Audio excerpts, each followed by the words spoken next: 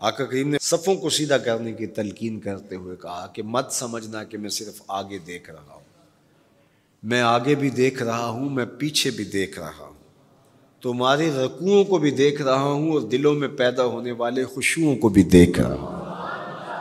یہ حضور کی نظر کا کمال ہے۔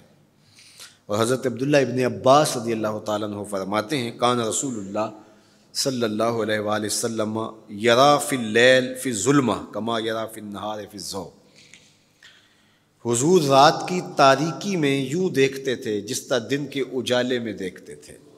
میں نہیں دیکھ سکتا، یہ دیکھو یہ روشنیاں ہیں، یہ لائٹیں لگی ہوئی ہیں اور میں یہاں سے دیکھ رہا ہوں، اگر یہ چراغاں ختم ہو جائے، یہ روشنیاں بجھ جائیں تو وہ دور چیزیں لکھی ہوئی ہیں وہ تو دکھائی نہیں دے گی، یہ کتاب میری جھولی میں بھی ہوگی میں پھر بھی نہیں دیکھ سکوں گا، اس لیے کہ میری آنکھیں نور ہیں، لیکن یہ اتنی دیر تک نہیں دے سکتی جب تک یہ خارج کی روشنی بھی موجود نہ ہو۔ لیکن حضور سراپا نور ہیں، حضور ظلمت میں بھی دیکھتے تھے، روشنی میں بھی دیکھتے تھے۔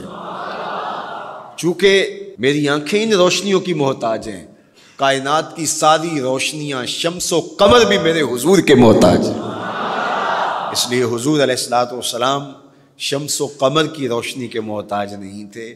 حضور کی مبارک آنکھیں جو ہیں وہ اندھیرے میں بھی دیکھتی تھیں اور حضور کی آنکھیں روشنی میں بھی دیکھتی تھیں۔ آقا کریم علیہ السلام نے ایک موقع پہ ارشاد فرمایا وَإِنَّ مَوْعَدَكُمُ الْحَوْض وَإِنِّي لَأَنظُرُ إِلَيْهِ مِن مَقَامِي هَٰذَا، بخاری مسلم باقی کتب حدیث میں موجود ہے۔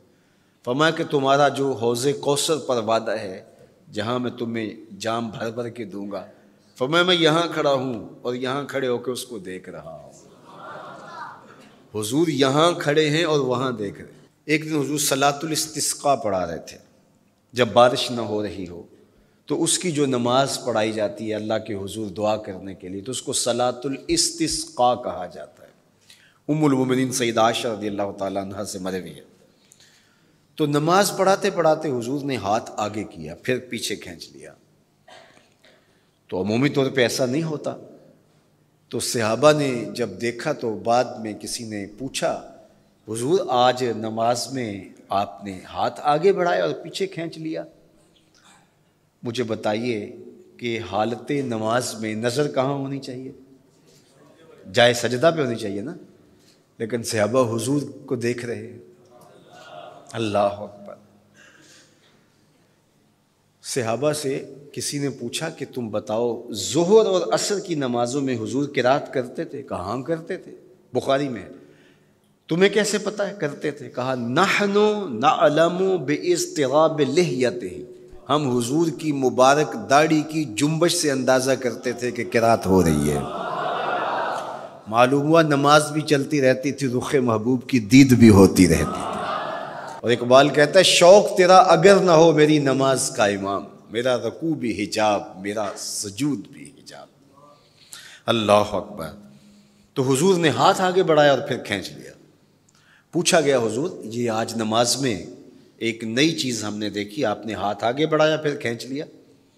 فرمایا ہاں، جنت میں کھجوروں کا ایک خوشہ لٹک رہا تھا، میں اس کو توڑنے کے لیے ہاتھ ڈالا تھا، پھر میں نے چھوڑ دیا، اور اگر میں توڑ لیتا تم قیامت تک کھاتے رہتے ختم نہ ہوتا، لیکن میں نے کہا نہیں چلو پھر قیامت کو ہی صحیح۔ اب حضور کھڑے کہاں ہیں؟ مدینہ المنورہ میں، اور جنت کہاں ہے؟ سدرۃ المنتہا سے اوپر۔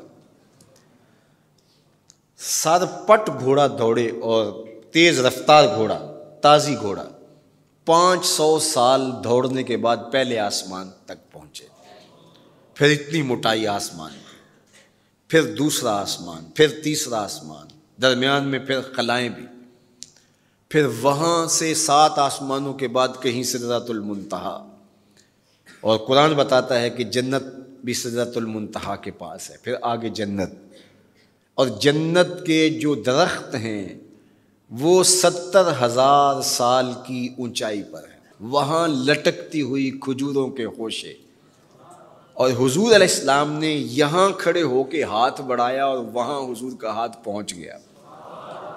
یہ ہاتھ کے پہنچنے کی منتہا نہیں ہے، ضرورت یہاں تک کی تھی لہٰذا یہاں تک پہنچا، اگر ضرورت اس سے آگے کی ہوتی تو آگے بھی پہنچ جاتا. تو حضور کا ہاتھ یہاں سے یہاں تک پہنچا. یہ حدیث پاک میں نا، میں اور آپ ہاتھ اٹھائیں تو ہمارا ہاتھ کہاں تک پہنچتا ہے؟